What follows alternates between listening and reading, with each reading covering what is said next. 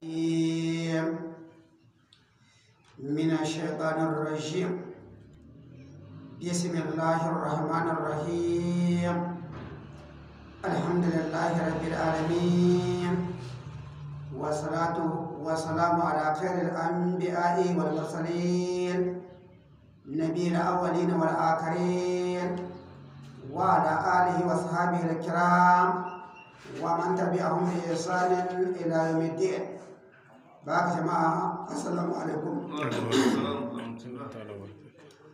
To barkamu da saduwa a wannan bigire mai albarka sana irin wannan rana ta litinin kamar yadda aka saba don gabatar da karatun littafin mai albarka sunan darimi.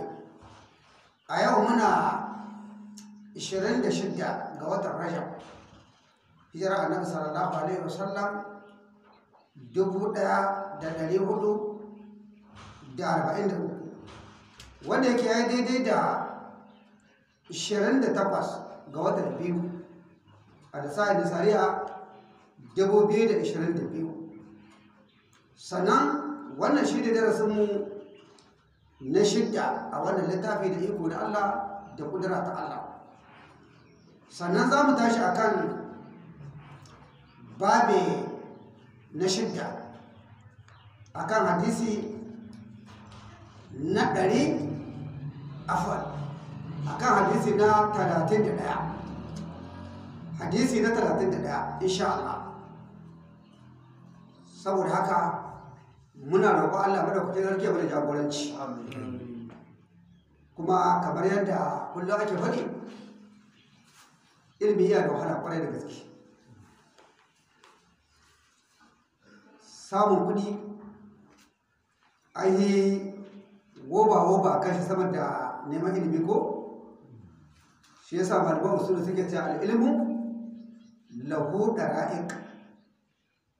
Ilimi iya da hanyoyi da yawa wanda ake biya same shi. Akwai asabar, akwai attaqwa, akwai az-zuhud. Wannan matakai ne na samun ilimi. Kaɗan daga cikin wake nan akwai ɗaukar haƙuri, sannan kuma akwai tsoron Allah, sannan kuma akwai tsantsanin abin da za ka ci. Ka gama waɗannan abubuwan, to za ga hanyar fahimta ta zo ma da sauƙi. Amma in ya zamanto babu ɗaukar haƙuri ko da fahimta fa, to za ka same shi amma ba zai wadatar da kai ba. Haƙuri ka daure, kamar yadda malamai suke nuna hanyoyi da dama na jimriya. Kaga a cikin neman ilimi akwai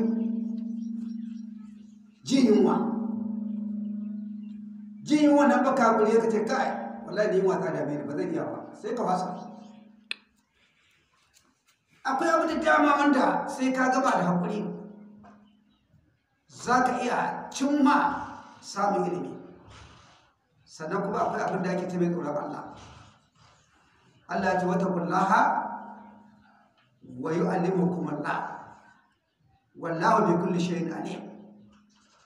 Ku ji tsoron Allah, Allah sai ya sanar da ku.